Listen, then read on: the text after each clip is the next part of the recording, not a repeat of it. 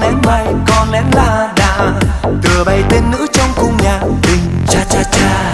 Xuân ngất ngây, xuân ngất ngây, xuân có hương hoa, nàng xuân đến với bao nhiêu say mê yêu đương đậm đà. Tia nắng mai, tia nắng mai, tia nắng chan hòa, bầy lộc non biết xanh trên cành thành cha cha cha. Gió phất phơ rơi nhẹ làm rơi cánh hồng đào, xíu xiết chim non truyền cành cây đó ồn ào.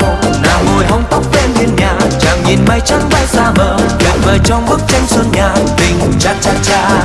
Em ước mơ, em ước mơ, em ước mơ không, tuổi xuân má đắm đôi môi em xinh xinh như nụ hồng.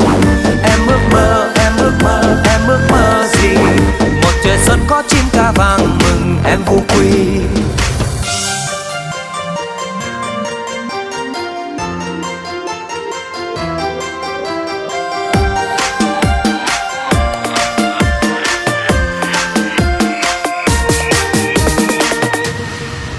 Con bướm xinh, con bướm xinh, con bướm đa tình, đùa vui với lũ hoa bao hoa mai lan đang hòa mình. Con én bay, con én bay, con én la đà, tựa bay tên nữ trong cung nhạc tình cha cha cha.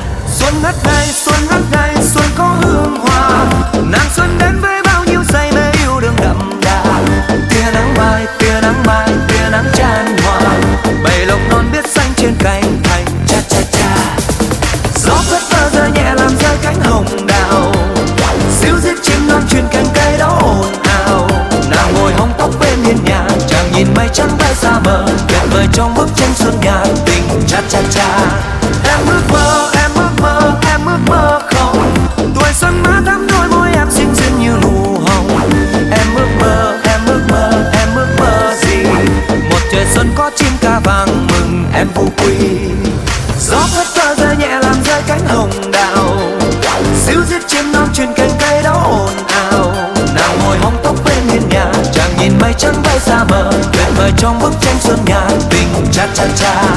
Em ước mơ, em ước mơ, em ước mơ không, tuổi xuân má đắm đôi môi em xinh xinh như nụ hồng. Em ước mơ, em ước mơ, em ước mơ gì? Một trời xuân có chim ca vàng mừng em vô quy. Nàng ngồi hóng tóc bên hiên nhà, chàng nhìn mây trắng bay xa mờ, tuyệt vời trong bức tranh xuân nhạc tình cha cha cha.